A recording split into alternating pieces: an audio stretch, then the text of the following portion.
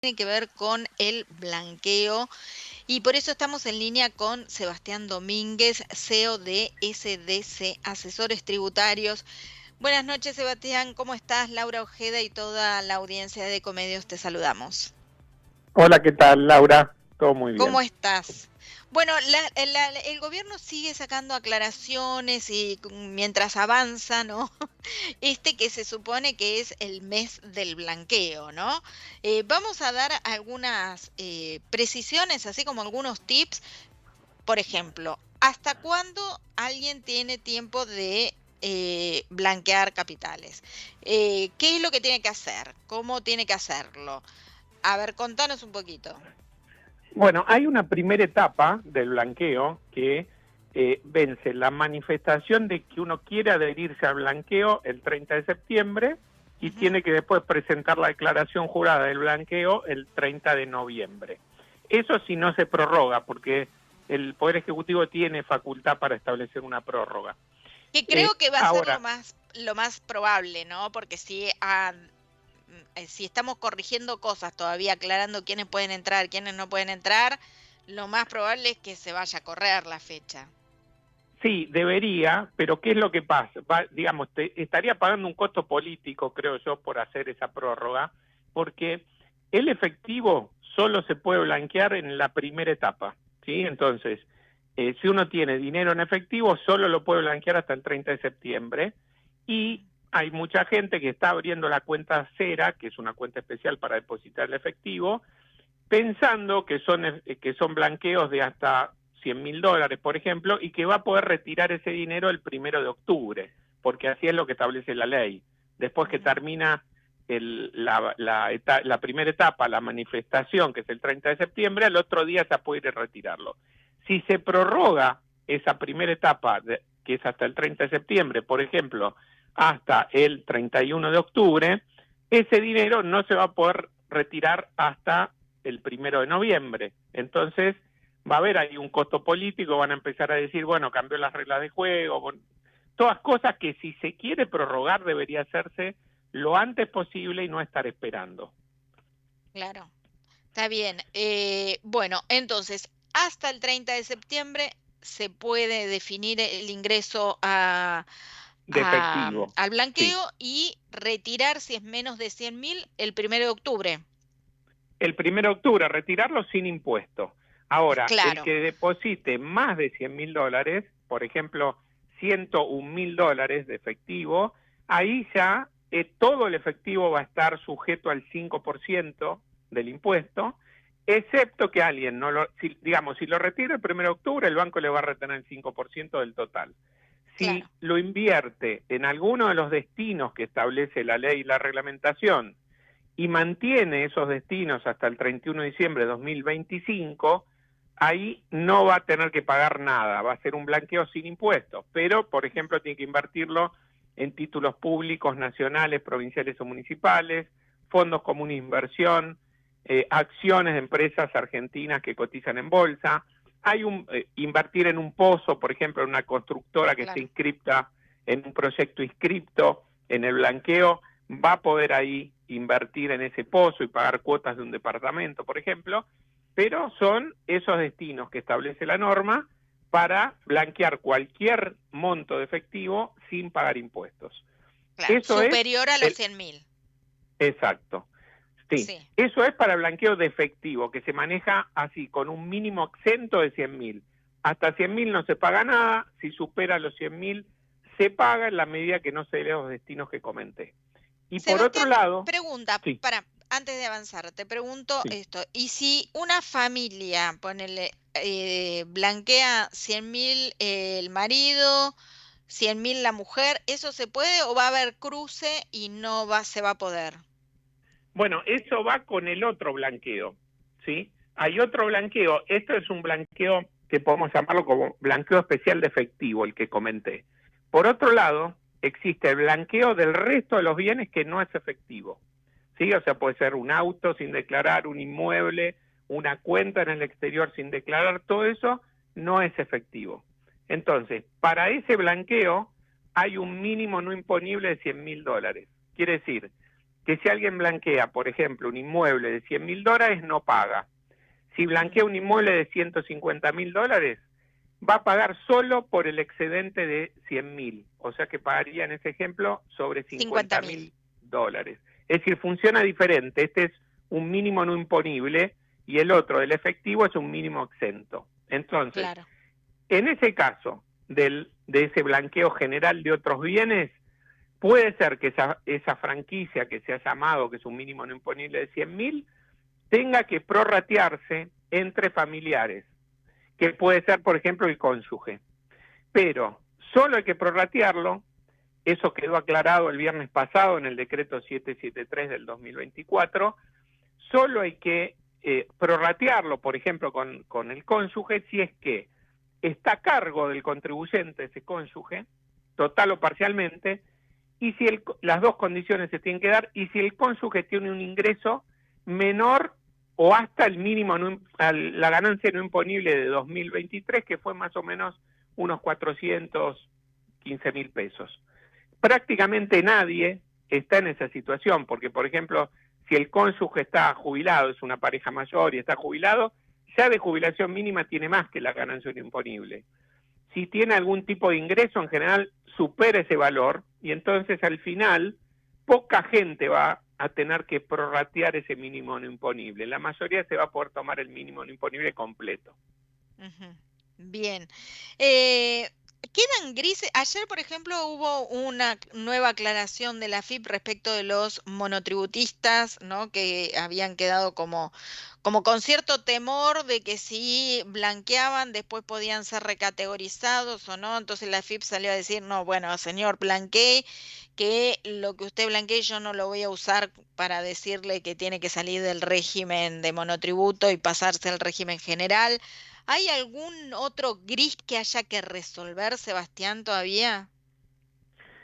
Hay muchos problemas con la forma de acreditar la titularidad de los bienes, ¿no? Porque si bien hay una resolución de la AFIP que establece los requisitos, son demasiado exigentes.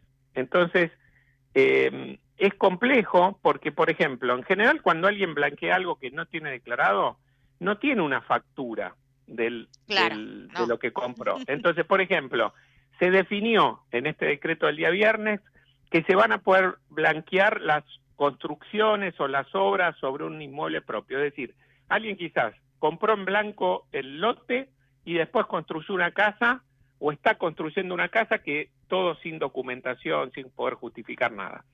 Va a poder blanquear eso si tenía esa construcción al 31 de diciembre del 2023, pero ahí lo que pasa es que la reglamentación establece que hay que aportar las facturas, que no las va a tener, un contrato, si pagó en negro no tienen contrato porque le hicieron el trabajo ese sin facturar, y dice que puede ser a través de una tasación, ¿sí? Entonces ahí va a ser fácil si la casa estaba terminada, porque puede haber un tasador que diga, bueno, la casa la va a ver hoy, como la casa está igual que a diciembre, la puede tasar. Ahora, si la casa está en construcción, ¿y cómo sabe en qué estado estaba al 31 de diciembre de 2023? Y si hoy todavía no se terminó, evaluar eso. Cuando uno va a evaluar, tiene que ver qué pisos compró, digamos, toda la mampostería como está hecha, los techos, si tiene tejas. Es un tema muy complejo, por ejemplo, ese para evaluar. Y después hay otros requisitos exigentes. Por ejemplo, si alguien quiere blanquear una cuenta bancaria en el exterior, la resolución pide que ese PDF, que la persona normalmente lo que hace es entrar en una web del banco, se baja el PDF, y con eso debería poder blanquear. Bueno, no. La resolución pide que ese PDF tiene que estar apostillado, o sea, hecho un trámite de legalización en el país de donde está el banco, y si está en otro idioma, que la mayoría de veces está en inglés, francés, en otros idiomas, hay que traducirlo por traductor matriculado en la Argentina y certificar su firma. Entonces, bueno, ahí el que generó esa cláusula tenía algún pariente traductor, ¿no? Dijo, vamos a darle trabajo a los traductores. ¿Y qué es lo que pasa? Cuando uno transmite eso, la persona que va a blanquear una cuenta, si tiene un saldo importante o algo, dice, pero yo no voy a dar esto a un traductor, que circule ese documento en el colegio de traductores, o no sé ni quién va a tener acceso a los datos de mi cuenta, los datos Claro, del dinero que tengo, por un tema de confidencialidad, más allá de la problemática de traducirlo y el costo, hay un tema de confidencialidad. Eso estaría circulando por diferentes personas que ni se sabe quiénes son. Y después alguien claro. hacer una fotocopia, algo. Entonces, hay algunas cuestiones que que se exigen a través de la resolución que puede hacer que haya gente que desista de blanquear digamos, no lo haga. Entonces, lo que vamos Ujú. a ver es muchas veces blanqueos, no vamos a ver un blanqueo como el del gobierno de Macri, que fue súper exitoso, vamos a ver más bien blanqueos parciales, gente que blanquea algo de lo que tiene sin declarar, pero no Claro. blanquea todo. Blanquea algo de efectivo, como es hasta $100.000 sin costo, pero quizás deja otras cosas que no las regulariza en este momento, pensando en que quizás en el futuro sale otro blanqueo o verá qué hacer. ¿Estás teniendo consultas, muchas consultas sobre esto y esta conclusión tuya de que no va a ser tan exitoso pasa justamente por la respuesta de tus clientes? A ver, nosotros tenemos muchas consultas de gente que no es cliente en función de que digamos que nos hacen consultas profesionales de blanqueo, porque como comentamos en los medios, las normas y todo, nos llama gente que no es habitualmente cliente nuestro. En general, lo que estamos viendo son esos que podríamos llamar micro blanqueos. Gente que Claro. dice, voy a blanquear desde $20.000 hasta $100.000 y dice, bueno, como es hasta 100.000 sin costo, hasta ahí blanqueo. No voy a blanquear 120.000. Prefiero blanquear 100.000. Y eso, para este gobierno, si bien yo dije no va a ser exitoso como el de Macri, para este gobierno va a ser exitoso, creo yo, el blanqueo, porque hay una vara mucho más baja. Claro. Con que en este blanqueo, el de Macri fue de $116.000.000. Con este blanqueo, si se blanquean 20.000, 30.000 millones, sería, creo yo, en el contexto argentino muy exitoso. Y si entran al Banco Central 2.000, 3.000 millones de dólares, también eso es exitoso. Ujú. Porque estamos digamos, la situación económica ha sido muy compleja y entonces esos parámetros, esos blanqueos, yo creo que le sirve a la economía y va a ser positivo para el gobierno. Claro, claro. Sebastián, entonces, hay un tiempo en la segunda etapa, el tiempo es posterior a este 30 de septiembre, es decir, 30 de septiembre es la fecha para aquellos que quieren declarar efectivo, 100.000, sin pagar impuestos o 100.000 y más, y ahí pagan un impuesto. Para la segunda etapa de o la segunda parte que vos decías de blanquear inmuebles u otros, que no es efectivo directamente, ¿eso tiene el mismo plazo? Ahora en la primera etapa también habría que blanquear todo lo demás, aparte del efectivo. ¿Sí? Ah, ¿Por ok, qué? es todo Porque junto. claro, se blanquea por un lado lo que es resto de bienes, por otro lado lo que es efectivo. Incluso también hay una posibilidad que el dinero depositado en el exterior se repatrie, si quiere la persona, y darle el tratamiento efectivo. Eso es un régimen especial. Pero digamos, la primera etapa es la que conviene ingresar si hay que pagar impuestos en esta, porque esta es un impuesto del 5%. Para aquella persona, por ejemplo, que tiene un inmueble, supongamos que lo evalúa de acuerdo a lo que establece la norma y vale $80.000, como está debajo del mínimo no imponible de 100.000 que se aplica a ese régimen general de blanqueo, le da lo mismo blanquearlo en la etapa 1, en la 2 o en la 3, porque ninguna va a pagar. Esos Claro, 100.000 se aplican en cualquier etapa. Ahora, bien, si lo que va a blanquear del resto de bienes supera los 100.000, y bueno, le conviene en la primera etapa porque es el 5%. Si después ya lo hace en la segunda etapa, le sale el 10%, y si lo hace en la tercera etapa, el 15%, siempre por encima de los 110.000, de los 100.000, pero claro. le sale el doble o el triple de impuestos. Perfecto. Sebastián, muchas gracias por este contacto con Mix Económico y bueno, veremos a ver cómo le resulta al gobierno este blanqueo.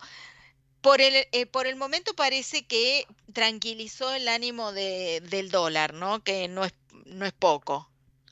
Claro, es que mucha gente está depositando, están incrementándose los depósitos porque quien hoy deposita, más allá de que si deposita hasta 100.000 o más de 100.000, ya hoy, si quiere, puede transferir el dinero a una cuenta comitente especial en una LIC, en un agente de Claro, liquidación y compensación, y comprar ahora títulos públicos, acciones, pensando en que va a entrar más gente, va a comprar, van a aumentar los precios, que el año que viene Argentina pasaría en los mercados a un estándar superior y entonces van a entrar capitales.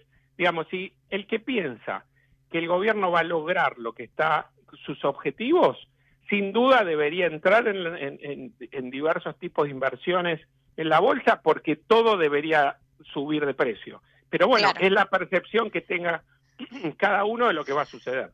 Es la percepción de cada uno, es también un poco de suerte, ¿no? Viento de cola, que a veces hay y a veces no hay, porque los imprevistos en el mundo suceden también, ¿no? Y eso puede impactar negativamente en las buenas proyecciones que pueda hacer economía.